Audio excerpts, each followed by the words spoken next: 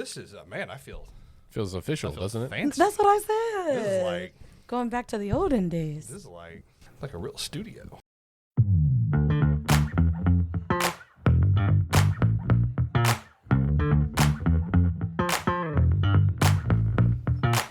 Hello and welcome to Let's Pod This. My name is Andy Moore. Welcome back to the show. It's been nearly a month. It's been more than a month since our last episode, a month and a half. Well, we're excited to be back. Joined by my two lovely co-hosts, Dr. Scott Melson. Hello, sir. What is up? We're here in person. We're recording. We've got microphones. I've got a mixer here. It's been so long. Yeah, Bailey Perkins is also with us. Hello. Hello, Andy. It's like the reunion tour. It is a reunion tour. Right. We're like Cher. Right? we're like all here in the same place. Yeah. Together. It's been like a couple of years since we've been in person All together to three of us, record. So this is really special. Why has it been so long? Nothing's happened over the past couple of years. Why did we stop recording together in person? Mostly intercontinental travel, I think. Is that what it is? Yeah, that's what it was. Too many vacations. That's right. Well, this is our first episode since the 2022 election, believe it or not, because, gosh, it's been busy, and I think we've all been tired. So, listeners, thanks for hanging with us. Hopefully this showed up in your podcast feed, and you thought, I thought they quit. But no, we just took a break. There was an election. It's been both professionally and personally busy, I think. I did have to travel for work a couple of times. And Scott, you are a doctor. This is a busy time of year to be a pediatrician. What's it called when you go to Hawaii and say it's for work? That's what it was. I mean, that's true. I was at a conference. Look at me. I'm going to a conference. I'm It's not in Hawaii. complaining about it, but I did, I was there with a toddler. And as people with kids know, when you travel with children, it's not a vacation. It's just a trip. It's a business trip. She 100% wanted to drown herself in the ocean. She loved it. Like that scene on Moana at the beginning when toddler Moana is like walking to the ocean and is like, ooh, and like keeps going after. That's what Margot did, except the ocean did not like part for her. The ocean wanted to suck her away. So She thought it was a Disney moment, and it my wasn't. God, it was terrifying. I mean, it's adorable, but terrifying. Do you know I've only been to Hawaii once? And Me too. I'm pretty sure I was Margot's age. I might have even been a little younger. Yeah. I'm told it was a good trip. Here's my takeaway. So we were on Maui, and it was I was there for a conference, which is how it became possible for me to even go. And Maui is a lot less lush than I thought. Like most of the island is in a drought, and it looked like the vegetation was just as brown as it is here in Oklahoma. Like we're flying in, and I was like, wait a second. Wrong flight, wrong plane. I was like, I've been misled by Hawaii's tourism department. Now, we did travel on the North Shore up to like the actual rainforest, and that looks like Jurassic Park, and that was what I expected. But most of the island, just driving around, I was like, this is not attractive at all. It really was kind of dingy. So is it just Maui that's in a drought?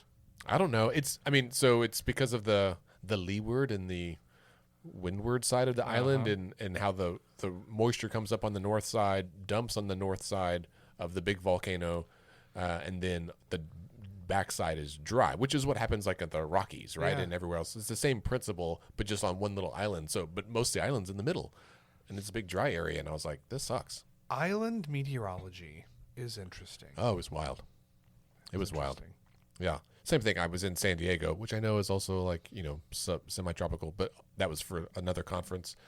And their weather report had to give the report for the coast, for the city, for like the inland empire, and then for the mountains. So they had like 4 different forecasts each day for like different. And I was like, in Oklahoma, it's just like windy and then hot or cold. Yeah. I was supposed to go to Philadelphia for a conference. Really? Yeah. Recently? Yeah, but then I got COVID. I mean, this was October. That's right. Oh, yeah, that's right. So the vid canceled my conference. Well, the city of brotherly love missed you. Oh, yeah, they did. I would have brought some Oklahoma. A cheesesteak sounds delicious right now. Indeed. Good cheesesteaks hard to beat. Bailey, have you traveled recently? Not recently, but it's definitely on the to-do list. Hopefully in 2023. Yeah. Do you have any holiday travel plans? My family's actually coming to me this year. Hey.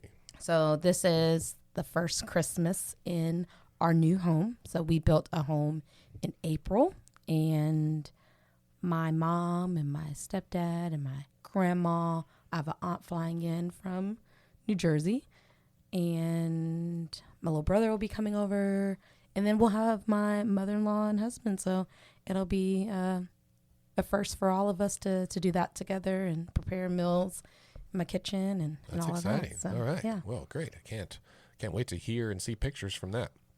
Well, as we jump into this, let's talk about the election. As listeners, you may have noticed, Scott apparently forgot, we did have an election last month it was the midterm elections, right? So that's what's referred to, non-presidential. So the governor on down here in Oklahoma, all of the statewide offices. And in the rare occasion, we had 2 U.S. Senate races. That's right. At once. And we actually didn't have all statewide races because we did, but one of the races was decided because no one filed against him, right? So Glenn Mulready maintained his position as insurance commissioner. Yeah, because he didn't have an opponent. So all the other statewide electeds. I should have run against him just to get on the ballot. Yeah, but just to give voters a chance, right? Yeah. Well, that would have been costly. So I'm glad you didn't. Yeah. Oh, I wouldn't have campaigned. I would have just been like, yeah, I'll throw my name in the hat. And you would have received roughly 35% of the that's vote. right, 30% of the vote. That's right. And so I think we can talk a little bit about some of what the data has shown us thus far, right? So as listeners probably know, Governor Stitt won re-election. And I will talk about this first, but because I have a new analogy about this, Scott, I think we all recognize that comparing presidential elections to midterm or gubernatorial elections is kind of like comparing apples to oranges, right? They're very different. They're both elections, they're both fruit, but they're very different fruits. Mm-hmm. I would argue that comparing a gubernatorial incumbent re-election campaign like this, right, where someone's in office running for re-election, is very different than an open seat like we had 4 years ago. Absolutely. So they're more similar than presidential, but maybe it's like two types of apples, like Red Delicious and Granny Smith, right? So like they're both apples, but some of them are more sour than others. And I think there's an advantage in one, and the other is a blank slate of who would have the advantage. Right. So there's been a lot of comparison in the news and just, other armchair politician analysts like us, I guess, that have said, oh, well, turnout was down from 2018. And indeed it was. But 2018 was an open seat, right? There was no incumbent. And so it was, and 2018 was, in fact, rather high, like for gubernatorial elections, unusually high. And so when you compare this election to other similar elections, like other gubernatorial re-election campaigns, this was actually one of the highest of turnout for those. So turnout was low overall, just over 50%, 50.2% statewide. But when you look at turnout compared to the most similar types of elections, it was actually up a pretty decent margin. In fact, in other cases, it was up roughly 200,000 votes. So if you guys remember way back in the beginning of the year, I have it written down here, my guess for turnout this year was 989,058 people.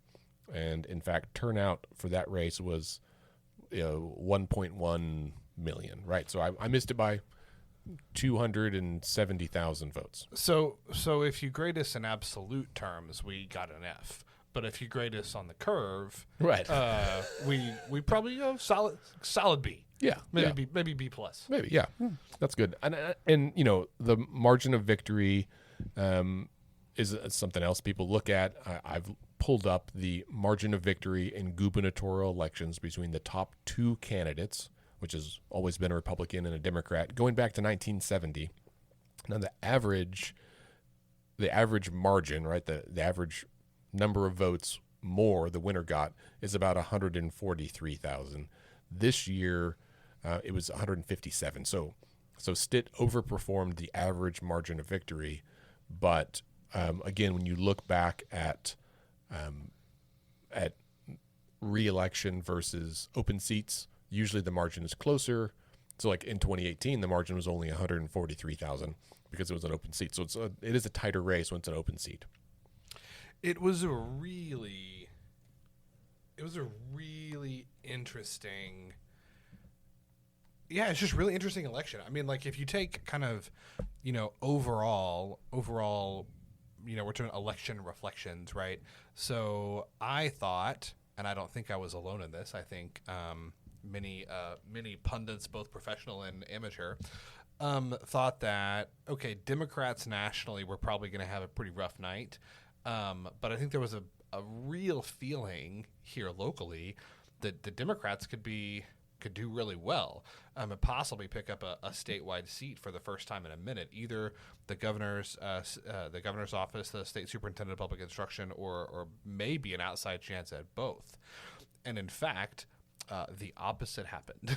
Right? Democrats nationally had an historically good night in terms of how the party that holds the White House typically does in an election year.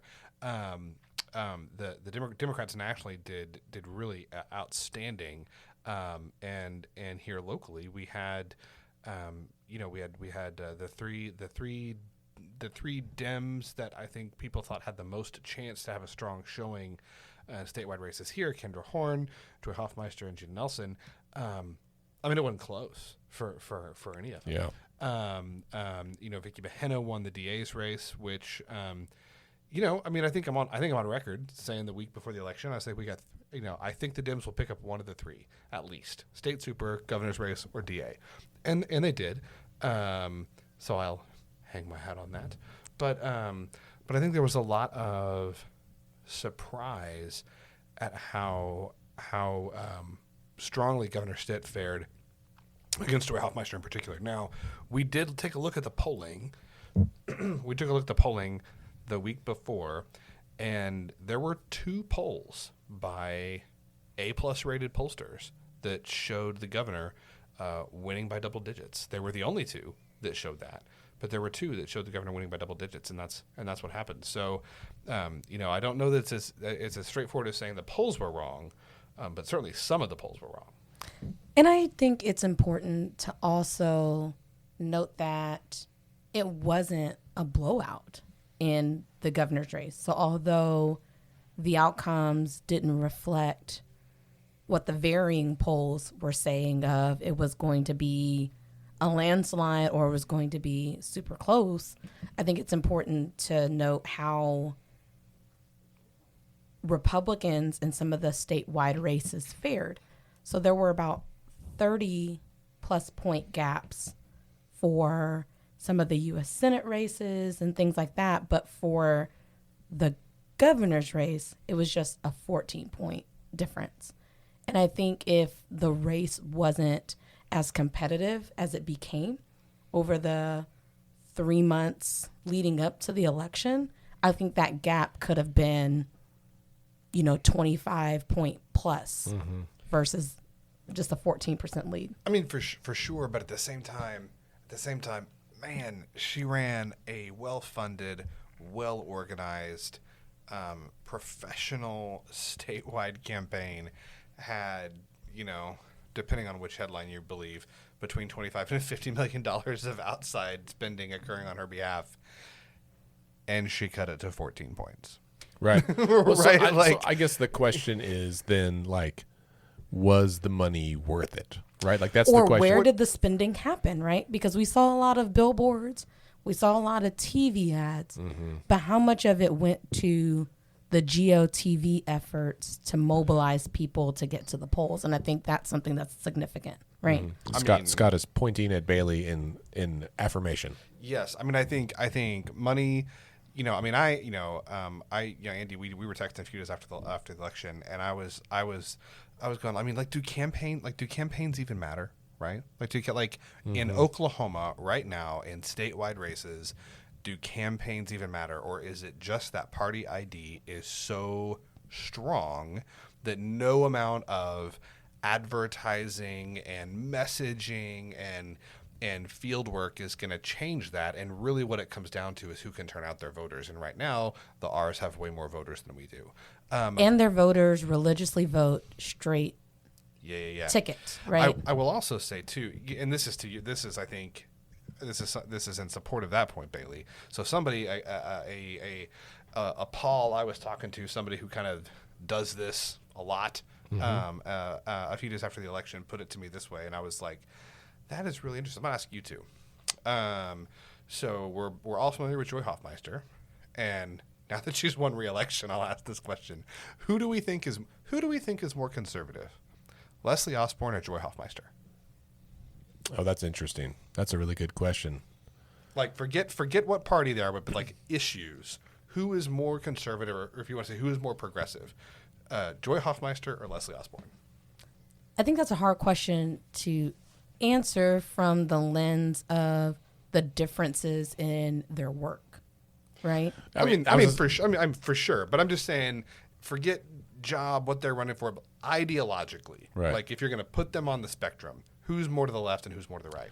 I'll be honest, like I know Leslie and I don't know Joy personally very well. And I don't know Leslie that well. But let's take that out of it. Let's take, based on what we know about their public profiles, where offices they've served in and what they've done there, and ways that they've campaigned and messaged, who would you just guess? Not even thinking about, like, if you're talking about campaigning messaging, then it's Leslie Osborne, because she has campaigned conservatively, because that's what you have to do to win in the state of Oklahoma. Yeah, I was going to say, like, and this is just us being a real pain in Scott's ass, is that the truth is politics makes it difficult to know where someone's true allegiances lie, right? Because they're going to present the version they think is going to be the most electorally successful. Sure. I guess the point that I would make is, so you have Joy Hoffmeister, who's been a Republican state super for 8 years, switched parties. I mean, we all know she switched parties because she wouldn't get out of the primary on the R side. So she switched parties to try and take on the governor from a position of being able to run as the moderate I think we all know that she is.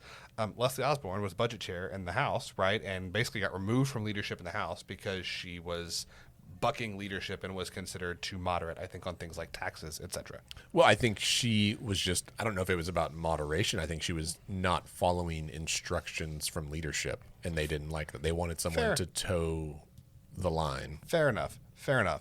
And she disagreed on those policies. But those were fiscal policies. Those are not social policies. And I think we often today assign someone's partisan bias based on social leanings, not on fiscal leanings. Sure. So let's say that Joy is more progressive. Okay. Is she 250,000 votes more progressive than Leslie? Mm-hmm. Okay, that's a better question. Because that's the difference. You look on this election. I mean, I don't think that's fair, because the race that Leslie Osborne was running was different than the race that Joy Hoffmeister was running. Because people showed up to vote in the governor's race. They were not showing up to vote in the labor commission race, because if you ask people what the labor commission does, a lot of people probably couldn't tell you, right? And so when it comes to the campaign that had the most amount of funding put behind it, that had the most notoriety, it was definitely going to be that governor's race. And the real competition, I guess you could say, was in the primary election for that race of her versus Sean the Patriot, right? Sean the Patriot Roberts. And you're both right. Like, it's not an apples to apples comparison, and of course the race matters a lot. But I guess the point I'm trying to make is, I mean, I think the party ID matters a ton. I guess I would say I think Joy and Leslie are probably almost identical in terms of where they would fall on major issues, is my guess, if you put a truth serum in both of them, right? But there's 250,000 people that are totally fine voting for Leslie Osborne that were not fine with voting for Joy Hoffmeister. And in fact, there's probably I think about that many people who presumably voted for Joy Hoffmeister 4 years ago because of straight ticket voting and didn't vote for her I think it's about 41% of people who voted Republican voted straight ticket this election cycle. I think it was higher than that, but it was, I think your point is well taken. And this is my I don't know, my beef, I guess this is my question, Scott. Well, first of all, it is your question about Joy versus Leslie and who's more conservative is funny because, 4 years ago, Joy got more votes than Stitt did, right?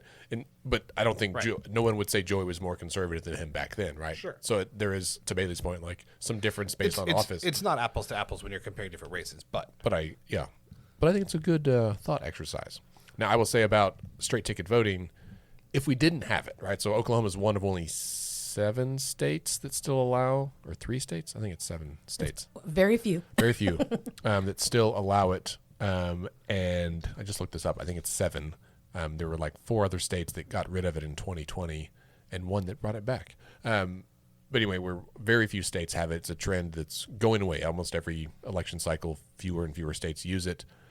If we didn't have it, I think a great number of those people who voted Republican would still vote Republican, right? Like straight ticket voting is a way to do it. It's a macro. It's a way to do it more quickly and easily. What I think we would see, and actually I did some research on this yesterday.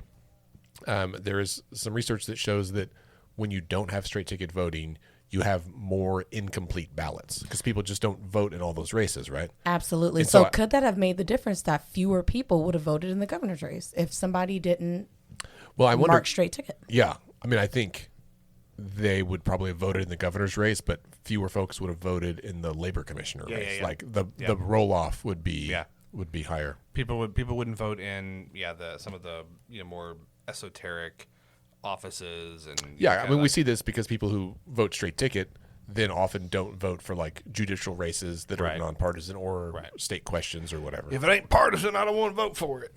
Yeah. Well, I think it also depends on what that voter was going to vote for, right? Because if it was somebody who had an education lens and they wanted to show up for the state superintendent's race that was also contentious, then maybe they would have marked that and left their ballot. So that is a definitely fair point that even removing straight ticket voting will just make voters more selective of how they vote on their ballot. Yeah, I'd love to get rid of straight ticket voting, but I'd love to get to. I'd like if you had asked me to pick, would I rather get rid of straight ticket voting or would I rather have open primaries? I'd rather have open primaries. Absolutely. I expect our listeners are going to hear a lot about open primaries in the next couple of years because what makes you say that, Andrew? Because there's a lot of people working on it, and I think you're not alone. That it is a big deal, and it would essentially make straight ticket voting moot. Like you wouldn't have the option because it wouldn't matter, right? I mean, the cornerstone of democracy is competitive elections, and we can't have competitive elections in the current design of our election infrastructure. So we have to make those changes of things like open primaries to incentivize good people to feel like they have a shot. Because I feel like there's so many people who won't run, right? And even looking back at who was even going, like we had no idea even well over a year ago, who's even going to run for certain seats because some people are just like, that's too difficult or feels too uphill, or it feels like this person's automatically going to win because of the way our structures are set up. I mean, I agree 100%. However, I would also say that the premise of your statement presumes that most people in this country, which it's true right now, that a majority of people in the country would like us to remain a democracy. However, there is a growing contingent of people who are like, you know what, maybe democracy ain't the way. I mean, this is what we're seeing. People on both sides. Yeah, I mean, I'm not saying that, I'm not trying to both sides. I'm saying there are people who think an autocracy is preferable, and there are people who think a more socialist regime is preferable, right? Sure. But I feel like at least in this context, a lot of people see how what we have now is not working, and I think that leads to people's frustrations of. I mean, let's just throw it all out. But I think what you're saying. I mean, what my concern is that the Ron DeSantis model is going to continue to spread, right? And if you look at what DeSantis is doing in Florida, and he is modeling it after what Viktor Orban has done in Hungary, which is essentially Viktor Orban has come in, who was a legitimately elected politician, but who has said not only is it acceptable to use my power, it is acceptable to use my power as a government official and use the government to further not just my policies, but my political ends. It is acceptable and appropriate. And in fact, what we should do is when we are in power, we should use the government to make it harder for opposition to take power away from us. And that is what scares me, right? Is because, and the argument goes, and this is people, and this is, again, this is not like conspiracy theory. There are mainstream, well-read conservative thinkers, speakers, and writers who are putting this out there. You can read Rod Dreher talks about this. The Claremont Institute talks about this. People at the Federalist Society talk about this. There is a growing contingent in American conservatism that says, well, the left, the woke people, whatever the hell that means, right, that they have taken over everything. They've taken over the universities. They've taken over the media. They've taken over big tech. They've taken over entertainment. They've taken over sports.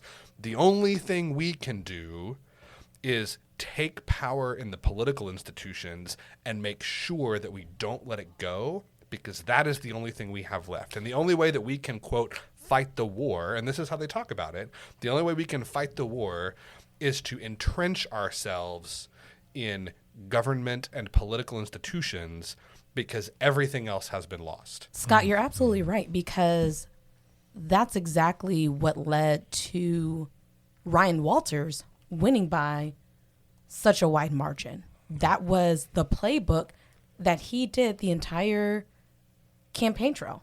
It was sitting in the car, talking about wokeness, and creating this them versus us, and here's how we will win. And that resonated, especially in the rural parts of the state, right? So in Oklahoma City and Tulsa, not as much, because Gina Nelson won those areas, but in the rural parts of the state, his campaign tactic resonated. Which is so really it's so true. Yeah, I agree. It's interesting because, I heard a lot of folks that believed that he would lose the rural areas because of his pro-voucher plan. That he's like, people say, no, rural folks know that it's bad for their schools. And I think, Scott, to your point earlier, I think that partisan divide was a stronger force, right? We need to move on to upcoming elections because it's always election season in Oklahoma. But I do have a quick quiz for you guys, which I've calculated the turnout by county, right? Overall voter turnout in 2022 by county. What do you think was the lowest county? Tulsa. Bailey? Trying to think which is somewhere in northwest Oklahoma. I'd say maybe a Panhandle County. Bailey, you'll be sad to know that it was Comanche County. Wow, not my Latonians. Now, guess. Oh man. Guess how low? Statewide was at 50.2%. What do you think? Oh, 35. 35? Scott? In Comanche County? Uh-huh. 27.5. No, it was 39.2, so Oh. not as Oh, bad, but okay. still Yeah, that's pretty substantially lower. Now, which county was the highest? Oklahoma. Oh, no, that's a bad guess. I take it back. I retract. You're playing this game like my kid. Making up the rules. I mean, where's the deep, deep red county? I don't know, like Atoka. Okay. Maybe Although I think they're still technically blue. Canadian County. It was Major County. Which is... I'm sorry, I said Canadian, but I meant Cleveland in my Well, head. you were wrong either way. I said Atoka, but I meant Major. In that case, what do you think the turnout was in Major County? 75%. 75%. Bailey? 60. Ooh, 60.3. Bailey wins the prize there. Major County is out west-ish, right? It's Fairview. It's kind of northwest of Oklahoma City, I guess. That's probably considered northwest, between Enid and Woodward, right? I know my city geography in Oklahoma pretty well. I need to learn my county geography You better. should.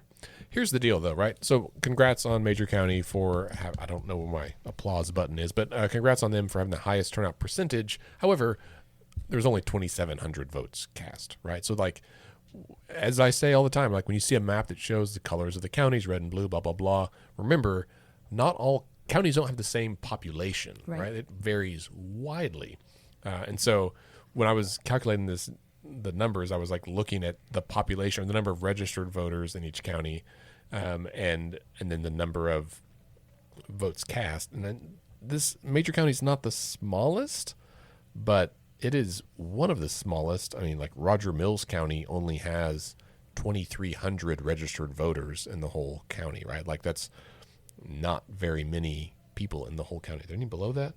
Oh yeah, Harmon County has 1,400 registered voters and 650 were cast. So their turnout was less than half, but they're just a drop in the bucket as compared to, let's say, Oklahoma County, which has roughly 450,000 registered voters, and our turnout of 223,000. So we were also below half. Still, I mean, turnout. I'm very fascinated as to what led to Comanche County's incredibly low turnout this election cycle. I mean, I was like there's scrolling a military through. base. Mm-hmm. I'd say Comanche County probably is among like the top 10 counties in population, Yeah. right? Mm-hmm. So it is kind of jarring to hear that turnout was that low. Yeah, 60,000 people and only 23,000 votes cast. I need to spend a little more time back home. Yeah, Bailey, what have you been doing? Yeah, It's and my fault. I have a map somewhere. Oh, here it is. It'll take a minute to pull up, but I mapped it out to kind of see like if there were trends, right? And it does seem that like southwestern Oklahoma was lower than other parts of the state, but really interesting when you kind of dig into the. And I into the know data. candidates made visits to Southwest Oklahoma. So I'm sure that the Stitt campaign made its way down there. Same thing as the Hoffmeister campaign. And I know that because my mom mentioned, a few of the visits that happened by candidates. And so that is an interesting perspective of. But again, does it matter? Does it motivate people to turn out? Yeah, that's a great question. Right? Like really, like do campaigns for statewide office in Oklahoma right now, do they matter? Or is it just a function of R's going to vote R's, D's going to vote D's, and like you need to have you need to have more people on your team if you want to win. They And that's do for matter sure. every 4 to 8 years, though, because they do matter who's going to be elected in an open office, right? You think so? So we had around the same time of President Trump's first election, that whole playing field of like 70,000 people running in that primary. And then same thing in Oklahoma, it mirrored very well of you had all of the power players that you figured there was like somewhere, Sure. 8 to 10 people running for So the gubernatorial race? in primaries, they absolutely matter. They matter Yeah. a lot. But after the primary, on the general election ballot, right now in Oklahoma, for governor, for United States senator, does it even matter whose name is on the ballot, or is the only thing that matters the party? I feel like there is a compelling case to be made that you could put. I mean, right? You've got you could not ask. I don't think for a more moderate or even conservative Democrat than Joy Hoffmeister. I mean, like let's call a spade. She's Republican, right? Right?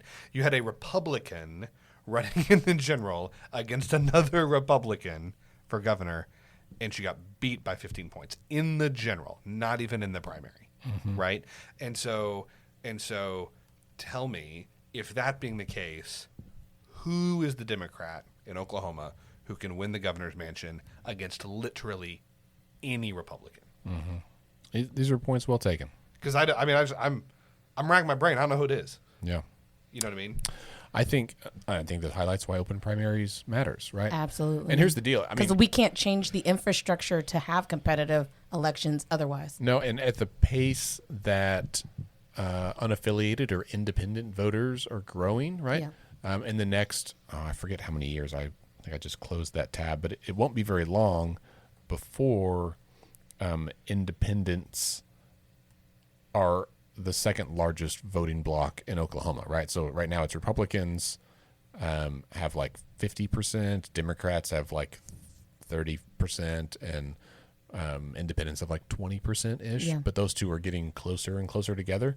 And I think we should expect that, I mean, in the next 5 years, maybe, that those things will converge.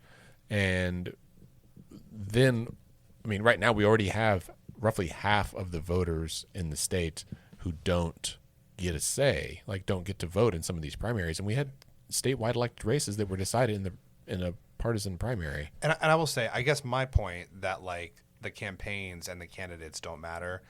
As long as we are sitting at 50% turnout, I think that is true. If you can bring those other 50% in, if you can bring half of those 50% in, then I think maybe it matters a lot, right? Mm-hmm. Then I think maybe it matters a lot.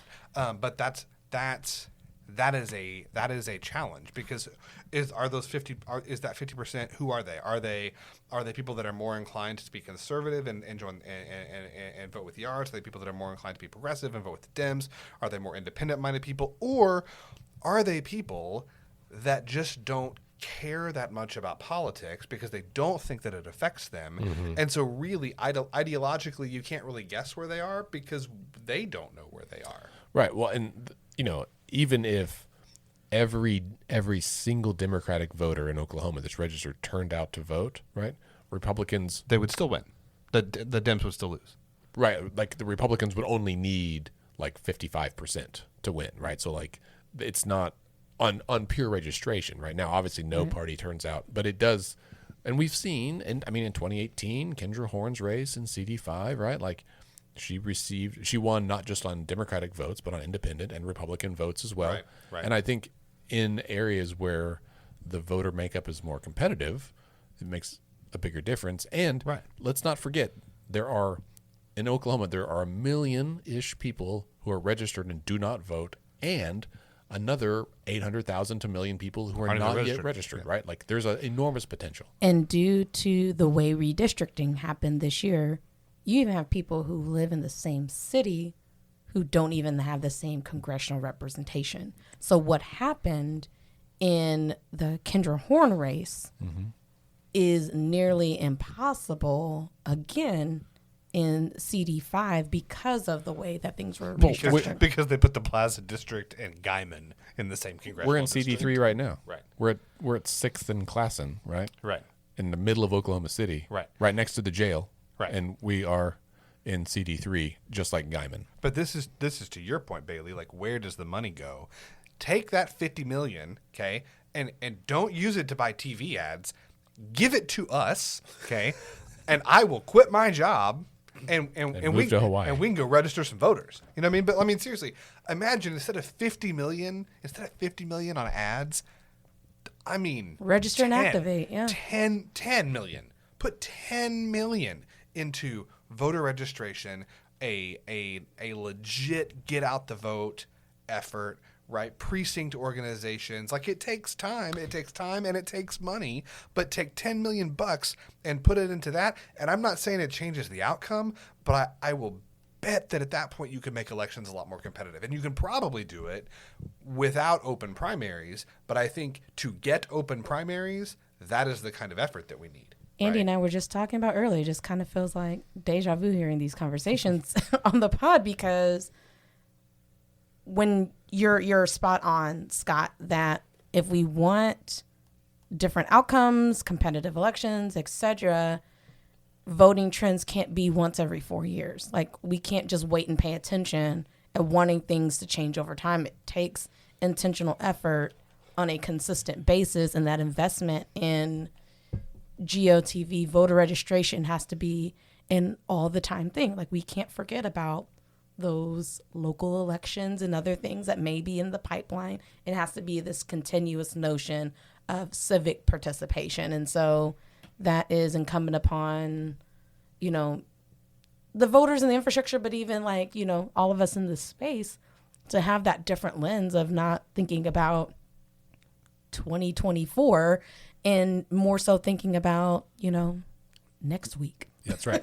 Or more specifically, Valentine's Day, right? Valentine's That was an excellent segue. We've only got about 15 minutes left today, but The next election for most Oklahomans will be on Valentine's Day.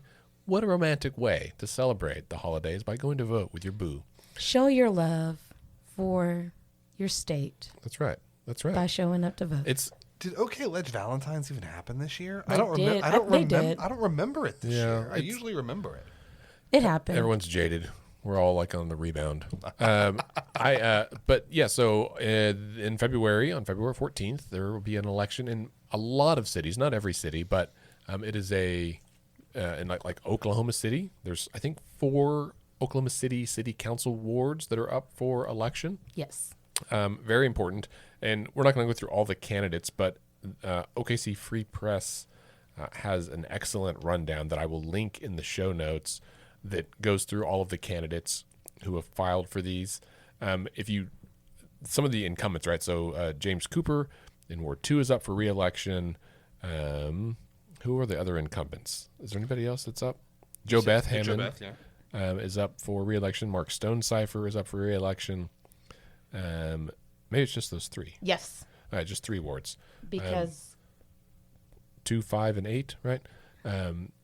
And I believe Ward 5 Greenwell has 2, 5, and announced 6. he is not filing for re-election. And he's not running that's right, again. it's an So open seat. that one will be an open seat for Ward 5. Interesting.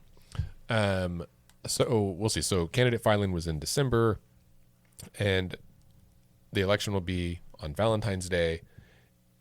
In each race, I think in almost every race, there's more than one candidate.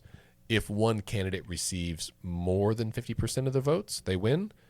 But if they don't, then the top 2, this is already a top 2 system, top 2 go to runoff in April.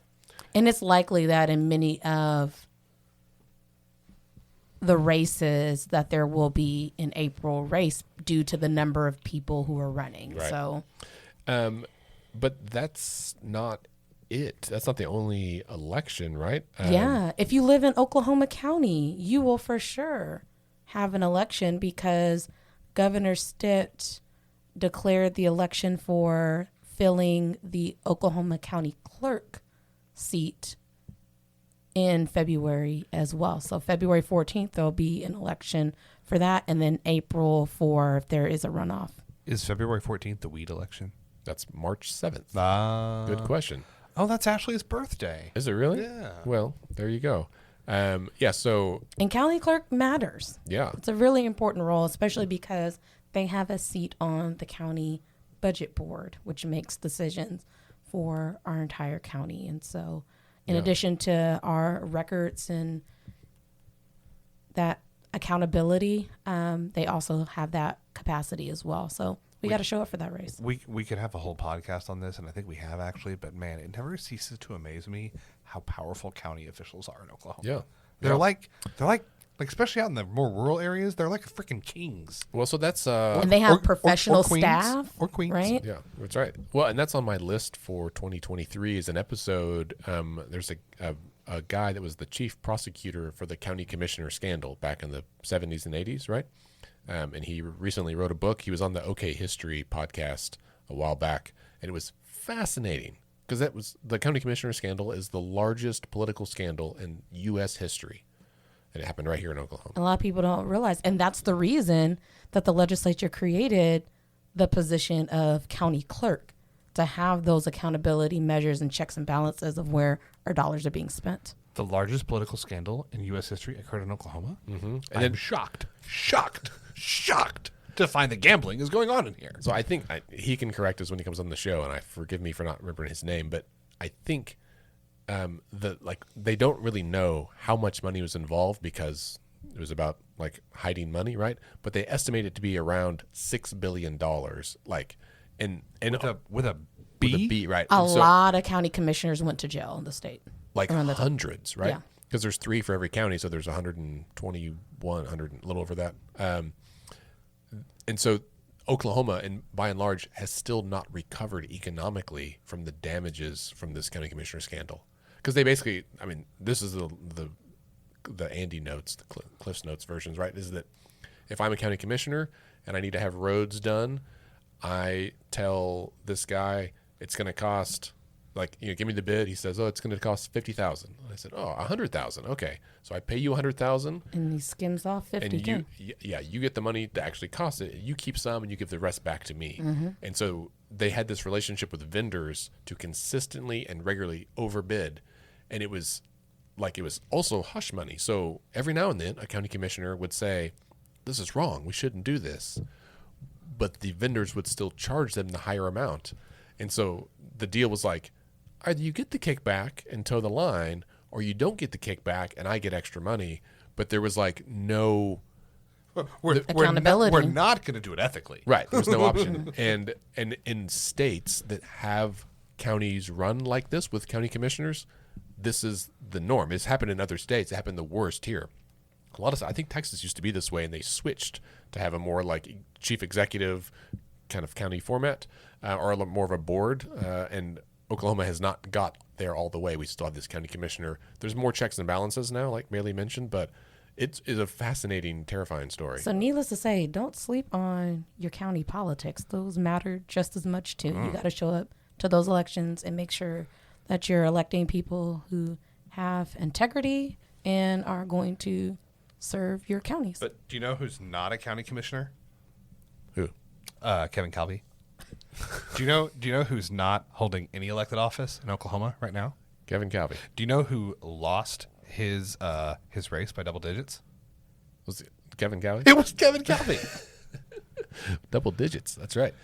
We should have the new DA on sometime. Vicky Behena. I'm sure she'll come on the show.